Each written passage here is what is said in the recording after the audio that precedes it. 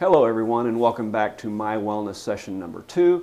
Today we're going to talk about movement. Movement or exercise, pretty universally agreed, it's good for you. It does all kinds of things for the body. It keeps the heart healthy, it reduces stress hormones in the body, it keeps the autonomic nervous system healthy, it lowers your blood pressure, it lowers your risk of depression, it decreases your risk for type 2 diabetes. It improves your cholesterol levels, decreases risk of some cancers even, increases strength, helps with your overall endurance, and it can even improve your sex life. For women, it improves arousal. For men, it decreases your risk for ED. So now that I got your attention, why would everybody not exercise on a regular or routine basis? Well, the simple answer is we're not programmed that way. Our physiology just isn't programmed to exercise 30 to 60 minutes 5 times a week. So it's a struggle for a lot of people to keep up with that routine. Some people can do it, but a lot of people struggle with that. Other things like boot camp style workouts can be problematic. It's gaining popularity, but boot camp style workouts can create pain, which is a detriment. People don't want to have pain, so they just simply won't do it. And it can even increase inflammatory processes in the muscles, the tendons, the joints, things like that. And people get injury, especially as we move into the third, fourth, fifth decades of life. Tissues are a little more prone to injury. Muscle, tendon, ligament, cartilage, as we age, they decrease their ability to take on water, which helps maintain the elasticity and the ability to take stress. So we have a little more risk of injury as we age. So what's the research tell us? Well, the research tells us several things, but the main thing it tells us is it doesn't have to be that hard. It can be a little simpler than that. One of the things research tells us is that moving frequently throughout the day decreases your risk for a lot of health issues. Not necessarily even moderate exercise, but just moving more frequently through the day. Research also tells us that 6 to 10 minutes of exercise can reduce your risk of morbidity and significantly improve your physiology.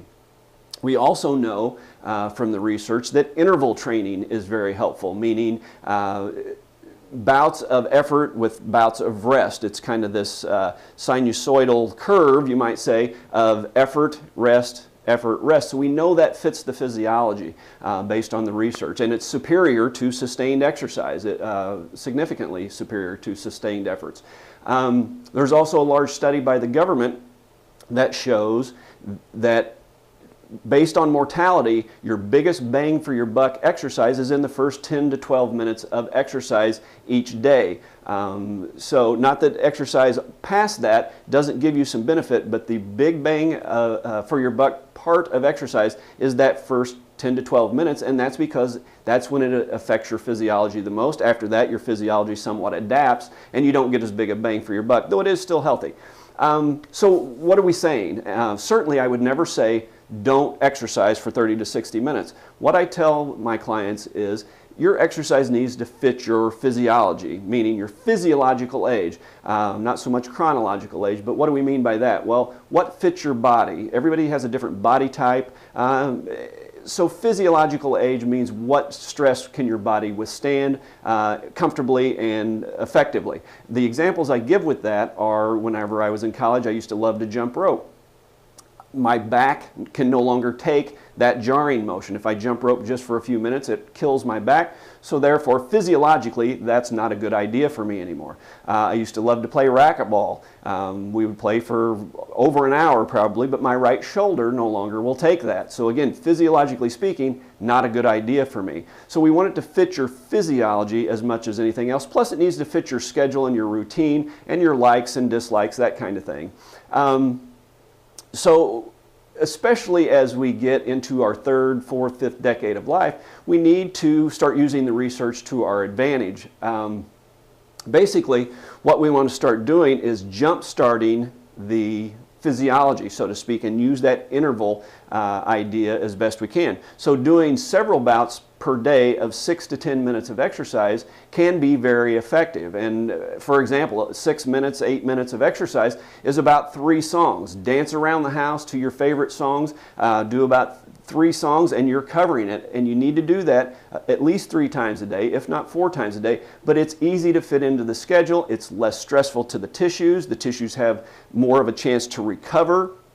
You're going to have less likelihood of exercising to the point that you want to eat more or rest more. Basically, there's research to show that when we do extended bouts of exercise, 30 to 60 minutes vigorously, that it turns on the appetite, so that kind of negates a lot of the purpose of the exercise, and our body adjusts to that. We did 30 to 60 minutes of vigorous activity, so your body rests the rest of the day to balance that out. So you're not jump starting that physiology like we like to do several times a day. So there could be an argument that exercising in shorter bouts throughout the day may boost that physiology.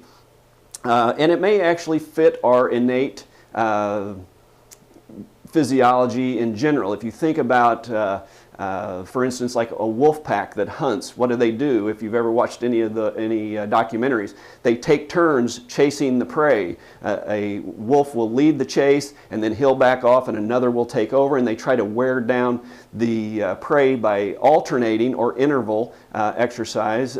We have a small dog, about a 7-pound dog, and she drapes herself on the furniture most of the day. However, she will occasionally have a burst of insane workout. She will run for a minute or 2 chasing toys, flipping toys, scrambling around, wanting you to play with her, and just about as quick as she turns that on, she will turn it off and be right back on the furniture, relaxing and draped like she had never done anything. So again, I think that interval exercise fits a more innate physiology. So again, we're not saying don't do 30 to 60 minutes. If that fits your schedule, fits your physiology, then by all means do it. However, if that doesn't work for your routine and you can't keep up that kind of exercise routine, think about dropping it down 6, 8, 10 minutes several times a day to boost that physiology several times throughout your day, and you will get a lot of benefit.